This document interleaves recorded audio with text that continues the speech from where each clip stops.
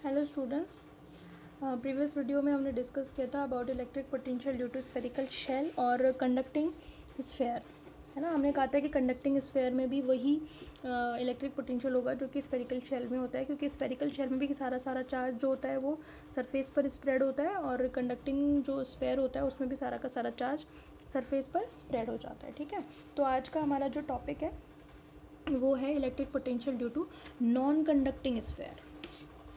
ठीक है, आज का हमारा टॉपिक है इलेक्ट्रिक पोटेंशियल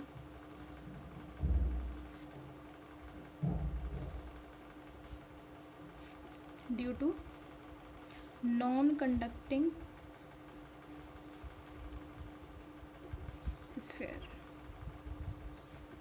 ठीक है, हम electric field due to non conducting sphere find out कर चुके हैं। तो जो electric field due to non conducting sphere था वो हमने बाहर, यानी कि outside the sphere, at the surface of the sphere and inside the sphere, हमने तीनों में कैलकुलेट किया था पहले से ही। वो तीनों चीज़ें हमें अब इलेक्ट्रिक पोटेंशियल फाइंड आउट करने में काम में आएंगी। ठीक है, यानी कि हम इलेक्ट्रिक पोटेंशियल भी ऐसे ही फाइंड करेंगे, outside the sphere, at the surface of the sphere and inside the sphere. ठीक है, तो हमें हर जगह पर वही जैसे इलेक्ट्रिक पोटेंशियल हम outside the sphere find out करना चाहते हैं तो outside the sphere electric field काम में आएगा, ऐसी सरफेस वाला और ऐसे ही इनसाइड वाला। समझ में आ गई? ठीक है, तो हमने हमेशा की तरह एक क्या कंसीडर कर लेना है, एक नॉन कंडक्टिंग स्फेयर कंसीडर कर लेना है। ठीक है, और उसमें कोई चार्ज जो है स्प्रेड है, नॉन कंडक्टिंग स्फेयर है, तो मैंने मान लिया कि ये मेरे पास एक नॉन कंडक्टिंग स्फेयर है। ठीक है, इसकी जो रेडियस है, ये सेंटर है O और ये है रेडियस इसकी R, और इससे स्मॉल r डिस्टेंस पर कोई पॉइंट है P जहाँ पर मुझे इलेक्ट्रिक पोटेंशियल फाइंड आउट करना है। ठीक है,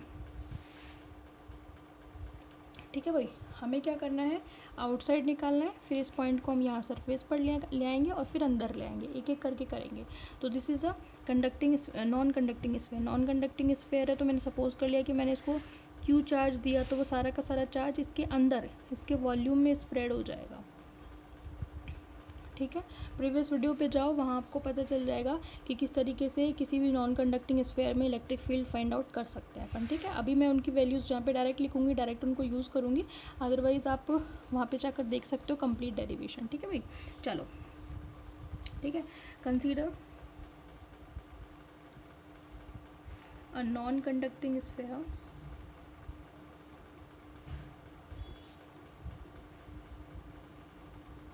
ऑफ रेडियस कैपिटल R। ठीक है, let small q charge is distributing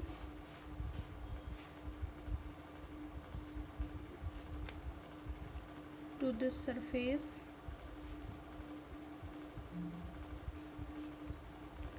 that resides inside its volume। ठीक है, नॉन कंडक्टिंग में तो सरफेस पर आ जाता है सारा का सारा चार्ज, अब जितना भी कंडक्टिंग में तो सारा का सारा चार्ज स्फेयर पर आ जाता है, जबकि नॉन कंडक्टिंग में उसके वॉल्यूम में स्प्रेड हो जाता है। ठीक है, ये ध्यान रखना आप। ठीक है, तो हम क्या करेंगे, to calculate the electric potential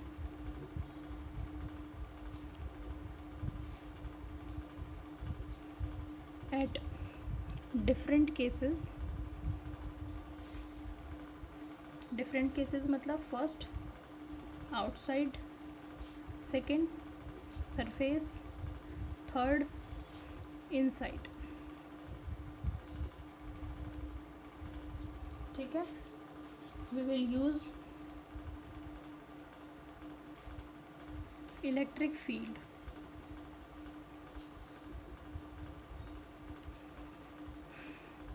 due to non conducting sphere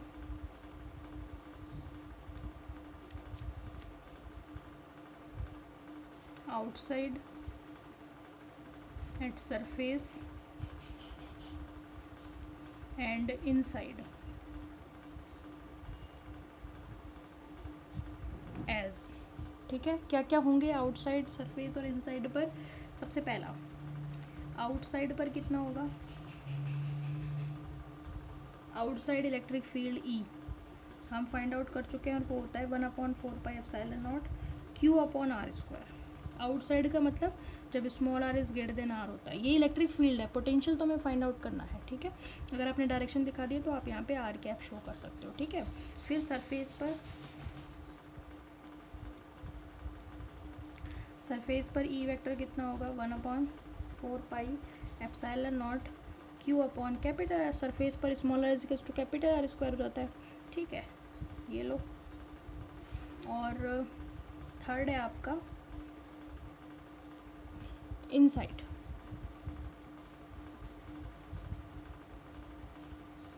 inside पर ई वेक्टर जो होता है ये ई आउट, ये ई इन, ये सरफेस पर कितना होता है ये भी हम कैलकुलेट कर चुके हैं प्रीवियस वीडियोस में, और वो आता है इतना आर, और डायरेक्शन आती है उसकी आर कैप, ठीक है।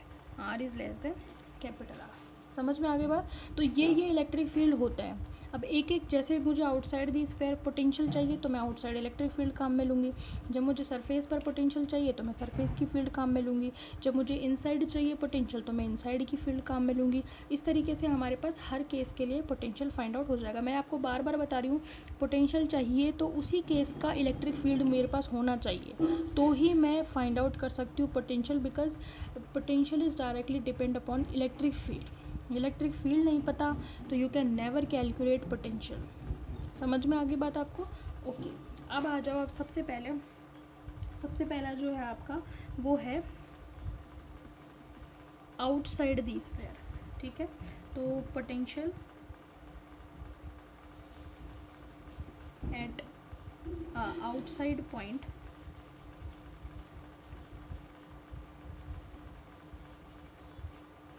Of non conducting sphere,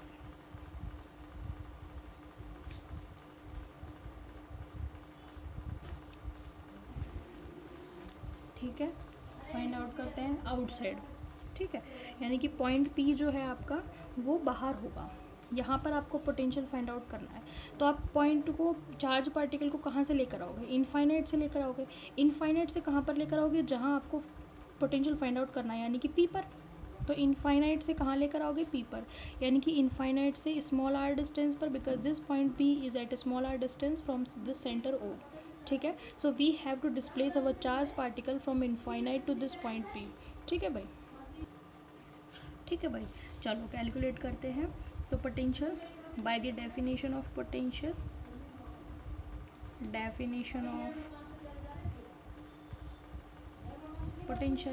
V is equals to minus infinite to small r E dot d L.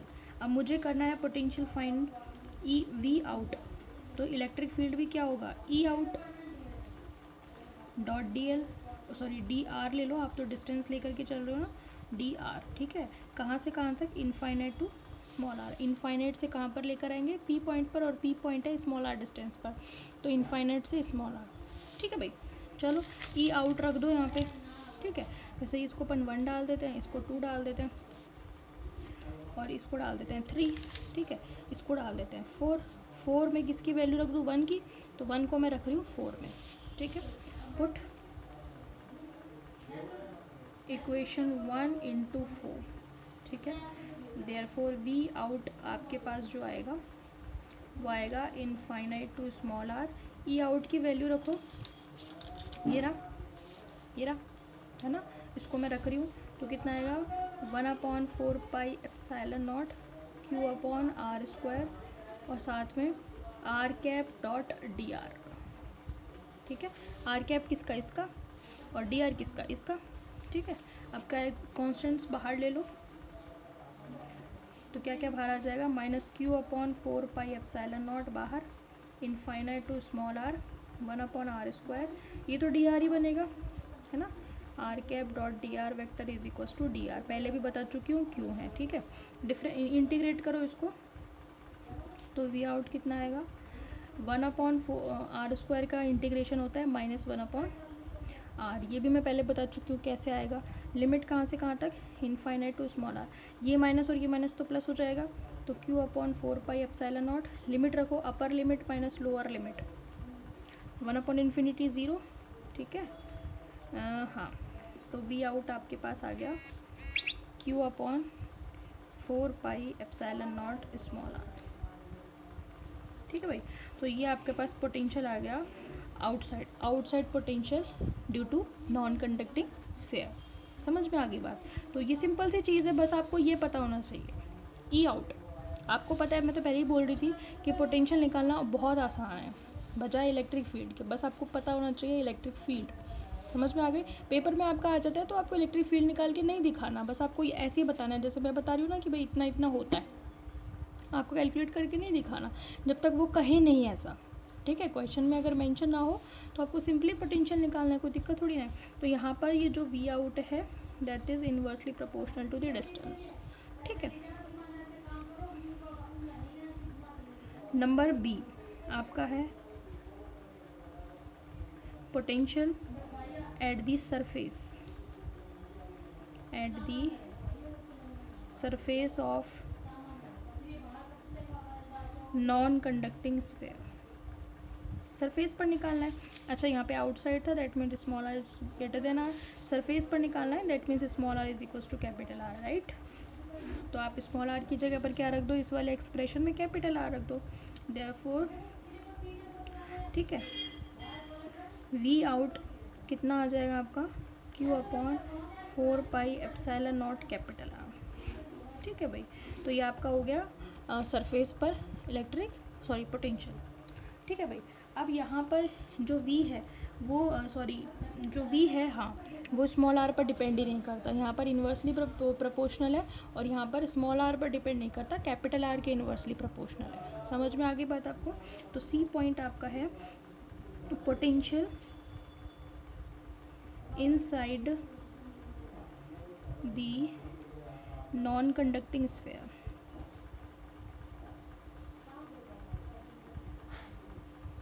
Inside the non conducting sphere. ठीक है, यानी कि अब जो आपका डायग्राम बनेगा, सारा का सारा चार्ज रिजाइड कर रहा है इसके अंदर। ठीक है, और यहाँ सेंटर है, दिस इज़ रेडियस, और जो पॉइंट है आपका वो यहाँ कहीं है अंदर, P स्मॉल आर डिस्टेंस पर सेंटर O से।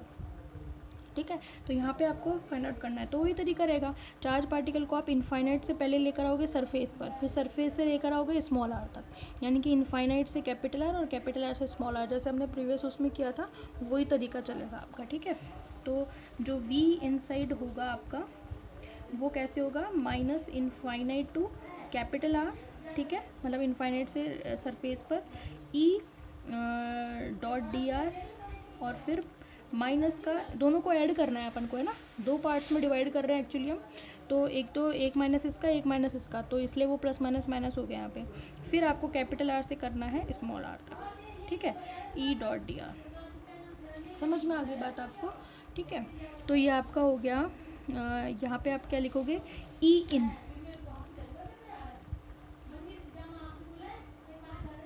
ठीक है भाई, समझ में आ गई बात? ठीक है, वैल्यू रख रही हूँ मैं एक एक करके। तो सबसे पहले आप क्या करो, वी इन निकालना है हमको, तो ई इन की वैल्यू रखो आप। ई इन की वैल्यू कितनी है, ये रही। ठीक है, ये रखनी है आपको। समझ में आ गई बात आपको? ठीक है, तो पोटेंशियल कितना आएगा आपका, ई इन की वैल्यू आप रखो, ठीक है, चलो, माइनस का ई इन रखो 1/4πε0 Q अपॉन कितनी वैल्यू है, क्यू आर अपॉन ये है। ठीक है, पर आपको जो है इंटीग्रेशन करना है स्मॉल आर के रिस्पेक्ट में, तो इसको आप क्या कर दोगे, स्मॉल आर लिखोगे ना, तो ये आर से ये कट जाएगा, तो 1/स्मॉल आर² बचेगा। ठीक है, तो कितना आएगा, पूरा लिख देती हूँ, चलो, कैपिटल आर को स्मॉल आर लिख रही हूँ क्योंकि मुझे इंटीग्रेशन करना है स्मॉल आर के रिस्पेक्ट में, और आर, और साथ में क्या आ जाएगा आपका r cap dot d r, तो मतलब वो तो डी आर ही बन गया, लिमिट इन्फिनिट से कैपिटल आर तक, फिर माइनस, फिर कहाँ से कहाँ तक, कैपिटल आर से स्मॉल आर तक, कैपिटल आर से स्मॉल आर। ई इनकी वैल्यू कितनी है, 1/4πε0 Q अपॉन वही R³ है ना, और साथ में आर डी आर। ठीक है भाई, वो r cap dot d r तो डी आर ही बनेगा, इसलिए डायरेक्ट लिख दिया। ठीक है, तो आपका वी इन कितना बन गया, यहाँ देखो आर से आर कैंसिल हो गया तो आर स्क्वायर बचा, 1/r² का इंटीग्रेशन कितना हो गया, 1/r का इंटीग्रेशन -1/r, इनफाइनाइट से कैपिटल आर, यहाँ पे भी Q/4πε0 बाहर आ गया। ठीक है, और आपका क्या बन गया, ये स्मॉल आर, एक मिनट, कैपिटल आर से स्मॉल आर तक। ठीक है भाई, ठीक है भाई। तो एक चीज़ का आप यहाँ पे ध्यान रखना, जब आप इंटीग्रेशन कर रहे हो ना इनफाइनाइट से लेकर सरफेस तक, यानी कि इनफाइनाइट से लेकर सरफेस तक, ठीक है, तब तो हमने स्मॉल आर में लिखा है, लेकिन जब अपन अंदर सरफेस के अंदर वाली साइड आ जाएंगे ना, तो वहाँ पर आपका जो एक्चुअल वैल्यू है वही आएगी, यानी कि ये जो कैपिटल आर वाली वैल्यू है वो एज इट इज़ आएगी, क्योंकि हम फाइंड आउट करना चाहते हैं इन साइड, यानी कि जब small r is less than, जब अंदर आ गए तो प्रॉब्लम कहाँ है, जब हम अंदर आ गए तो फ़र्क पड़ेगा आपका स्मॉल आर और कैपिटल आर का, ये ध्यान रखना, क्योंकि हमें बाहर तो फाइंड आउट ही नहीं करना। मेरी बात समझ रहे हो आप, मैं क्या कह रही हूँ, जब हम बाहर फाइंड, जैसे हमने outside the field find out किया ये वाले केस में, इनफाइनाइट से कैपिटल आर तक, तो मैंने ई आउट की वैल्यू जैसी थी वैसी की वैसी रखी है। ठीक है, उसमें कोई चेंज नहीं किया। ऐसे ही जब हमें आउटसाइड इनसाइड फाइंड आउट करना है तो इनसाइड में हमने इंटीग्रेशन को दो पार्ट में डिवाइड कर लिया, पहले तो इनफाइनाइट से कैपिटल आर यानी कि सरफेस, और फिर सरफेस से अंदर। तो इनफाइनाइट से कैपिटल आर में तो हम क्या करेंगे, जो 1/r जो कैपिटल आर क्यूब था यहाँ पे इनसाइड में, उसको स्मॉल में लिखा है। ठीक है, और जो दूसरा वाला है उसमें जैसा है वैसे ही लिखना है, क्योंकि हमें इनसाइड ही फाइंड करना है। तो ये इनसाइड वाली लिमिट कौन सी है, कैपिटल आर से स्मॉल आर वाली है, ये ध्यान रखना, तो वहाँ जैसा है वैसा ही लिखना है। ठीक है, तो ये आपका आर क्यूब भी बाहर आ जाएगा। इंटीग्रेशन में क्या बचा, आर डी आर बचा, कैपिटल आर से स्मॉल आर तक। ठीक है, तो ये आपका वी इन आ गया Q/4πε0 r, minus minus plus हो जाएगा, लिमिट रखोगे यही आएगा। यहाँ पे क्या आ गया Q/4πε0 आर क्यूब।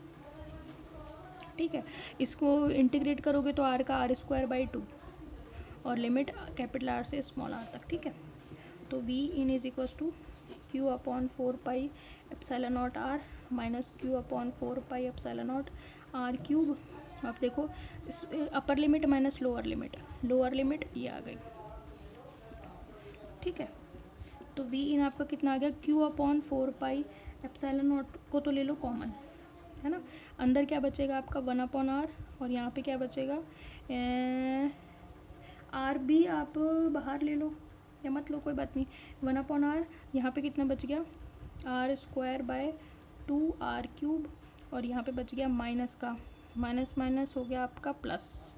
ठीक, ये माइनस से ये माइनस हो गया प्लस, ये कट गया, r/ कितना आ गया 2, नहीं सॉरी 1/2 आर आएगा। ठीक है, एलसीएम ले लो, यहाँ पे एलसीएम लोगे, है ना, तो एलसीएम लो, 2r³ एलसीएम आ जाएगा, तो यहाँ पे कितना बचेगा 2r² minus r² plus r², तो ये कितना हो गया 2r में से ये जुड़ जाएंगे दोनों के दोनों, तो ये कितना बन गया V in is equals to Q/4πε0 3r² minus small r²। ठीक है भाई, तो ये आपका इनसाइड पर इलेक्ट्रिक फील्ड आ गया। बस समझ में आपको आनी चाहिए। मेन बात क्या है, जब हम आउटसाइड फाइंड आउट करेंगे तो जो जैसा है वैसे ही रखेंगे, है ना। सरफेस पर निकालना है तो स्मॉल आर की जगह कैपिटल आर, जब अंदर निकालना है तो दो पार्ट में डिवाइड किया जाएगी, इनफाइनाइट से सरफेस तक। तो सरफेस वाले में तो हमें कैपिटल आर को स्मॉल आर रख देना है, मतलब इसमें चेंज कर सकते हो, लेकिन अंदर वाली लिमिट कौन सी है, कैपिटल आर से स्मॉल आर वाली, उसमें जैसा है वैसा ही रखना है, ये ध्यान रखना। समझ में आ गई। और कैलकुलेट, बाकी तो कैलकुलेशन है। ठीक है, तो ये आपका कंप्लीट हो जाता है। इसमें थोड़ी बहुत 2-4 ग्राफ प्लॉट करना है, 1-2 इंपॉर्टेंट फैक्ट है, उसको अपन नेक्स्ट वीडियो में डिस्कस करेंगे। कोई दिक्कत हो तो पूछ लेना, कमेंट कर देना, और बाकी मैं इसको रिपीट ही कर दूँगी नेक्स्ट वीडियो में। ठीक है, ओके, थैंक यू।